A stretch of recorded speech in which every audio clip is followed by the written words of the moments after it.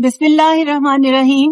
ناظرین، آپ کی ہوسٹ وفا تبسم اپنے چینل کے پلیٹ فارم سے آپ سے مخاطب ہوں. آج ہمارے ساتھ موجود ہیں ایک بہت نامور معروف ادبی شخصیت احسان بٹالوی صاحب، اور جو کسی تعارف کے محتاج نہیں ہیں.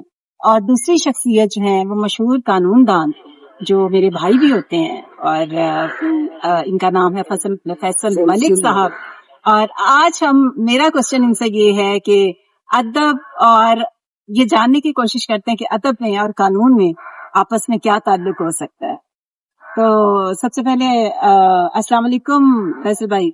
آپ یہ بتائیے کہ ماشاءاللہ آپ اتنے اچھے اور اتنے نامور وکیل ہیں، ایڈوکیٹ سپریم کورٹ ہیں، آپ کی وہ مہارت تو ہم سب جانتے ہیں. تو ذرا آپ کے باذوق ہونے کا بھی مجھے پتا ہے، اسی وجہ سے آپ کو میں نے دعوت دی ہے. تو ذرا ادب اور قانون کا جو آپس میں کوئی تعلق کہاں ہے اور کیا ہے اور کتنا ہو سکتا ہے، ذرا تھوڑی سی روشنی ڈالیں. بہت شکریہ پہلا آپ شروع دینا. بات یہ ہے وفا کہ آپ نے جو یہ سوال کیا ہے کہ اگر یہ پہلا سوال جو ہے نا، یہ پہلا سوال بٹالوی صاحب سے کرتے جو کہ ایک معروف اور مشہور اپنی شخصیت ہے، تو پھر جو مجھے ذرا زیادہ ایزی ہوتا اسے تعلق ایکسپلین کرنے کے لیے.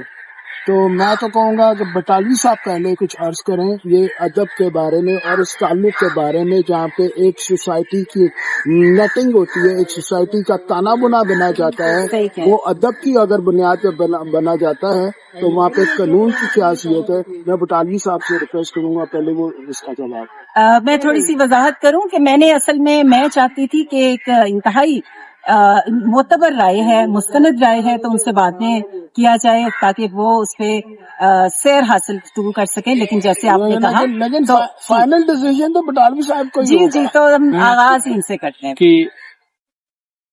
بہت شکریہ آپ کا وفا، آپ نے انوائٹ کیا، اور بڑا سینسٹیو اور بڑا خوبصورت موضوع ہے کہ قانون اور ادب کا کیا تعلق ہے.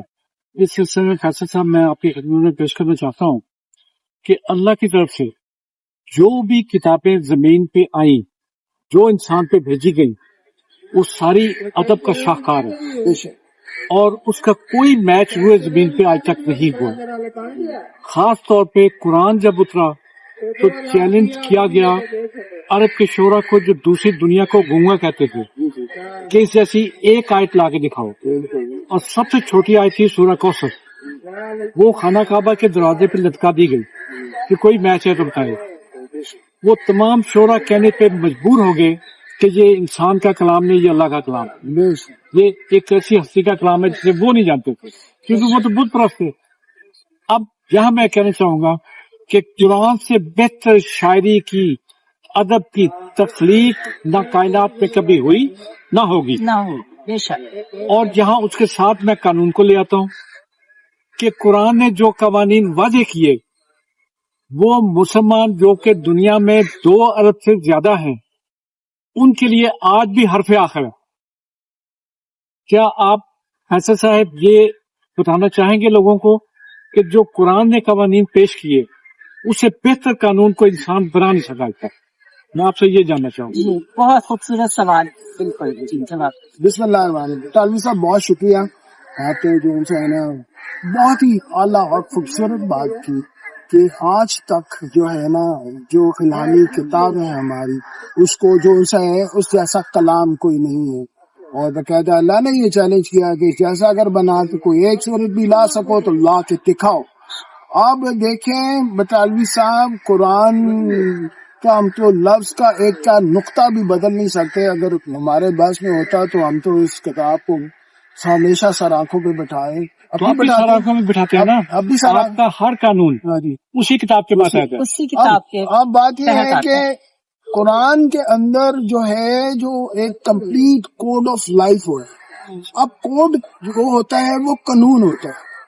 اور اگر آپ قرآن کو دیکھیں تو اللہ نے جو اپنی وحدانیت کے بارے میں بات کی، اس کے بعد مثالیں دے دے کے لوگوں کو برائی سے باز رہنے اور حق بات پہ قائم رہنے کی بات کی. اور تیسری بات اللہ نے ایک پورا سیٹ اپ دیا کہ یہ قانون ہے، یہ طریقے ہیں جس پہ چلنا ہے، آپ نے ان چیزوں سے بچنا ہے اور ان چیزوں کے اوپر کار فرما رہنا ہے اور ان چیزوں کے لیے جدوجہد کرنی ہے۔ بے شک، رشید صاحب، قانون وراثت، قانون کی بات ہو رہی ہے جی سر۔ قانون وراثت سے بہتر قانون کوئی دنیا میں پیش کر سکا؟ نہیں جی، آج تک دنیا میں کوئی قانون اس سے بہتر پیش نہیں ہو سکا۔ آپ اسپیشلی دیکھیں سورۃ النساء، اس کا جو ہے نا سیکنڈ جو ہے طلاق کے بارے میں قوانین ہے، میں عرض کروں، کوئی قانون لے لیں، آپ زکوٰۃ وراثت کے بارے میں، پوری معاشرت کے بارے میں۔ جی وراثت کے بارے میں اگر دیکھیں تو جو ہے نا اس میں سیکنڈ جو ہے صورت ہے جس میں باقاعدہ لکھا گیا اور تمہاری اولاد تمہاری وراثت کی حقدار، ٹھیک ہے۔ اب انگلش لا میں تو جو ہے نا آگ کا سسٹم ہے، پاکستانی لا میں آگ کا سسٹم نہیں ہے، ٹھیک ہے۔ یہ اللہ کی سب سے بڑی بلیسنگ ہے۔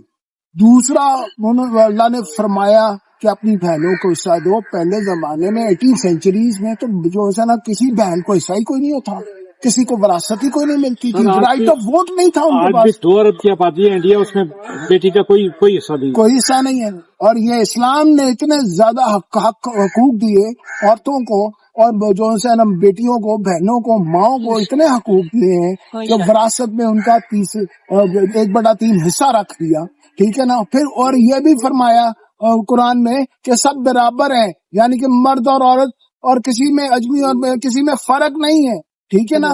یعنی کہ سر ان کا بھی عورتوں کو بھی رائٹ جو ہے نا رائٹ آف ووٹ وہ اسی طرح ہی ہے جو ایک مرد کا ہونا چاہیے۔ یہ 1400 سال بعد آ کے انہوں نے تسلیم کیا 19 سینچری میں رائٹ آف ووٹ عورت کا، اس سے پہلے نہیں تھا سر۔ بہت خوب، امریکہ میں 1962 میں ووٹ کا حق دیا گیا، جی 1962 میں، وہی میں آج کر رہا ہوں سر، 100 سال بھی نہیں ہوئے ابھی، کبھی 100 سال بھی نہیں ہوئے۔ آپ دیکھیں کہ اتنا احترام اور اتنی جو ہے نا عزت عورت کو دی ہے۔ پہلے تو جو ہے نا وہ عورت مغربی معاشرے میں ابھی بھی دیکھ لیں، ماں کی تو اتنی قدر پتہ نہیں ہے کہ نہیں ہے، میں دیکھی تو نہیں ہے، تو اولڈ ہوم جا کے چھوڑاتے ہیں۔ یہاں پہ تو قرآن نے، اللہ نے فرمایا تمہاری جنت، سر اس جنت کے لیے ایک بندہ اپنی جان دے دیتا، شہید ہو جاتا ہے صرف جنت کے لیے، ٹھیک ہے نا۔ اس جنت کو سمٹا کے اللہ نے ماں کے پاؤں تلے رکھا۔ واہ، بہت خوبصورت بات کی آپ نے، ماں کے پاؤں تلے رکھا۔ بہت خوبصورت بات کی آپ نے۔ تو اس سے بڑھ کے کیا ہو سکتا ہے کہ ایک ماں کا رتبہ، ایک عورت کا حق، ایک عورت کے حقوق۔ آپ دیکھیں کہ یہ واحد ماں ہے جو ہے نا بغیر کسی لالچ کے، بغیر کسی مکر و فریب کے، بغیر کسی جو ہے نا وہ پلس اور مائنس کے، یہ واحد ماں ایک عورت ہوتی ہے جو اپنی اولاد کو، اپنی بیٹی یا بیٹے کو پروان چڑھا۔ بے شک، بہت خوبصورت بات۔ میرا خیال ہے کہ ناظرین وفا کے سوال کا جواب مل گیا ہوگا کہ ادب اور جو ہے ادب اور لا قانون، اس میں کتنا آپس میں گہرا رشتہ ہے، بہت گہرا۔ اور آپ دونوں معزز مہمانان کا بہت شکریہ۔ اور جاتے جاتے کوئی اپنے ذوق کی خاطر کوئی شعر عطا فرمائیے۔ مجھے میں نا نون میم راشد کی ایک نظم بڑی خوبصورت اچھی لگتی ہے، اکثر میں وہ پڑھتا ہوں، ضرور، تو اگر کہیں تو میں وہ چاند اشعار سنا دوں۔ جی جی ارشاد۔ وہ اشعار یہ ہے کہ زندگی سے ڈرتے ہو، زندگی تو تم بھی ہو، زندگی تو ہم بھی ہیں۔ واہ، آگہی سے ڈرتے ہو، جو گھڑی ابھی نہیں آئی اس گھڑی کی آمد سے ڈرتے ہو۔ پہلے بھی تو گزرے ہیں دور ناشنائی کے، بے ریا خدائی کے، ہچو ہار زوم مندی رہے خداوندی۔ ہاتھ اگر نہیں ہلتے، لب اگر نہیں ہلتے، ہاتھ بول اٹھتے ہیں، ہاتھ بول اٹھتے ہیں راہ کا نشان بن کر، ہاتھ بول اٹھتے ہیں صبح کی عذاب بن کر۔ روشنی سے ڈرتے ہو، روشنی تو تم بھی ہو، روشنی تو ہم بھی۔ واہ، اسی کے ساتھ ناظرین نوائے وفا سے اپنی ہوسٹ وفا تبسم کو اجازت دیجیے۔ اللہ